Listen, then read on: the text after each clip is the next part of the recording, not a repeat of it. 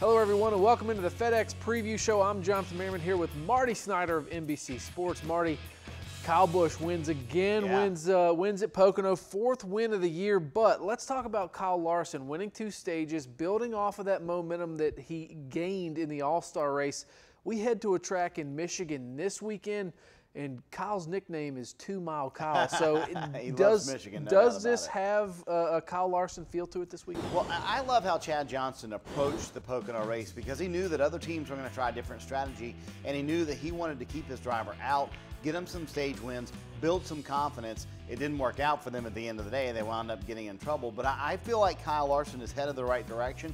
I don't know if they're good enough to be able to win a race yet, and that's my big thing. Yes, they won 2 stages at Pocono. Very good weekend for them and a good confidence builder because of the way Chad approached the weekend and saying, hey, I know those guys are going to pit to win the end of the race, and that's why Kyle Busch and all those guys had the different strategy. And Chad Johnson said, we're going to stick with this. But I don't know that the team is good enough right now to be able to win races. That's what I think is missing a little bit. Well, his last 2 finishes there have been 28th and 17th, so not on par with his 2-mile program in terms of where he's used to running. But one guy who's been on fire at Michigan is Chase Elliott. He's not finished outside of the top 10 there ever in his 6 starts. The last 3 finishes, though, have been top 10s, not top 5s. His first 3 were top 5s. But for me, I feel like Chase Elliott may be the car to beat this weekend heading to Michigan. I don't think that's a bad thought either. I think they're headed in the right direction. I think Alan Gustafson has really wanted Chase to build on consistency. That was one of their focuses coming into the years is let's have consistent finishes. And look, after the win at Talladega, they haven't finished out of the top 5. They've been doing very well. They've been building momentum and doing things the right way. It's a racetrack where traditionally he has been very good. I wonder if the Hendrick, aero program and the entire car program is good enough right now to be able to win at Michigan, but I think they are. I think Chase Elliott's a great pick for this weekend. All right, so when you think about the heavy hitters coming into this weekend, Truex is going to be in the mix. Kyle Busch is going to be in the mix from Team Penske. You're going to have Logano and Keselowski in the mix.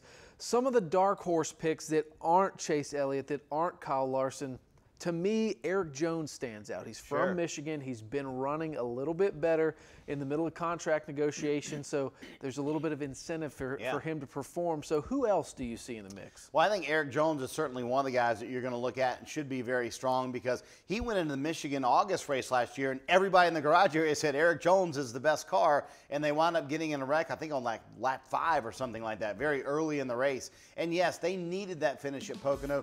He's the other Gibbs car that no one's talking about, has all the same equipment, should be running well. To me, the guys I'm going to be watching this weekend, Stewart-Haas, a big weekend for that race team. It's a racetrack where they traditionally have honestly been maybe the best cars. You look at Kevin Harvick with his wins there. So I think this is a big weekend for the Stewart-Haas guys. Clearly, they need to clean some things up on pit road, Jonathan, but I think speed-wise, they're close. They just need to be able to put a race together. And I think it needs to happen soon.